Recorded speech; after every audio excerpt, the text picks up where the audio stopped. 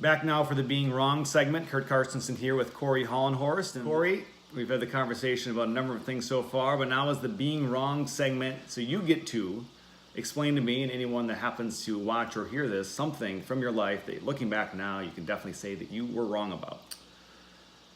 Well, that's a great question because I have a long history of being wrong. I think the bigger than one individual thing, I think it's just the idea that I can accept that I can be wrong. And I for a long time, I probably would be best characterized by many of my even closest friends as kind of being an asshole about being right.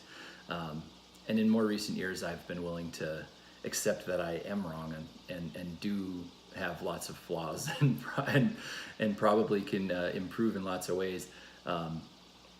One thing where I know I've been very wrong is I had a period of time, probably coming out of college, most notably, or coming out of high school rather, where I decided to just cut a bunch of people out of my life, thinking I didn't need them, and that I could go on without certain friends or without certain attachments to some things in my earlier days. And as I've gotten older, I realized that that was a missed opportunity. I missed out on some friendships. I missed out on some opportunities to have some people in my life at important times, and for that reason, I've been better in more recent years of just appreciating what's around me when it's around me, and trying to maintain some relationships even when they're tough, even when people are far away, even when people are immersed in their life as well I am with mine. But you need a community. You need people around you. To that point, we just started going to church again.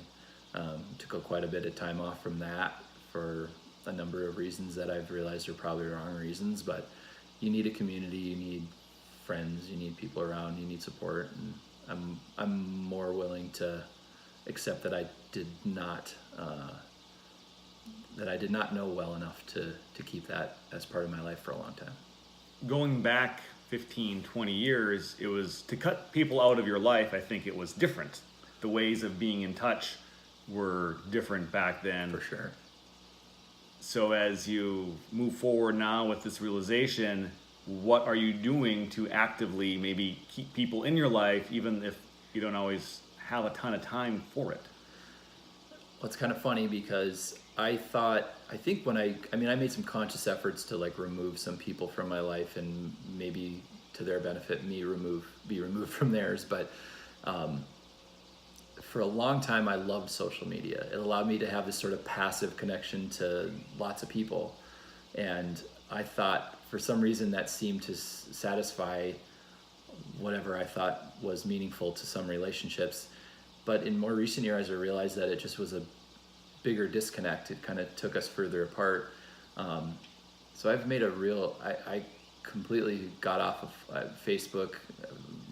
My Instagram still posts over there so my grandma can see pictures, but I don't participate. Grandma's on the gram? Yeah. Well, she's on Facebook. So I guess my Instagram shows up on Facebook so that certain people in my life can keep connected. But I made a real solid effort to stay off of that because I needed to disengage, but it was so impersonal, and it is so impersonal.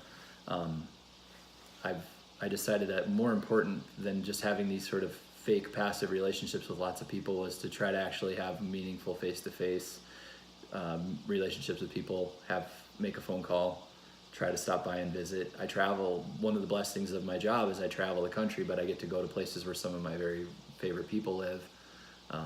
Who I haven't seen in a really long time, and I try to keep in touch with. Even if it's just a text or a phone call now and then, you can still kind of be somewhat attached. But if you happen to be in the same place at the same time, and you can make the extra effort to go out of the way just to see them in person and spend a little time with them, I think there's a lot of value in that. So, I've just tried to be better at being actually present and connected, and I feel better about it. I don't know how successful I've been, but it feels better than it did when I was just cool that I could see every little thing that's going on in people's life because of Facebook, but I didn't really have any meaningful relationship with them. Even if we used to be great friends, there's still a disconnect when you're solely going off of that. So it's really about connecting on a real level with people.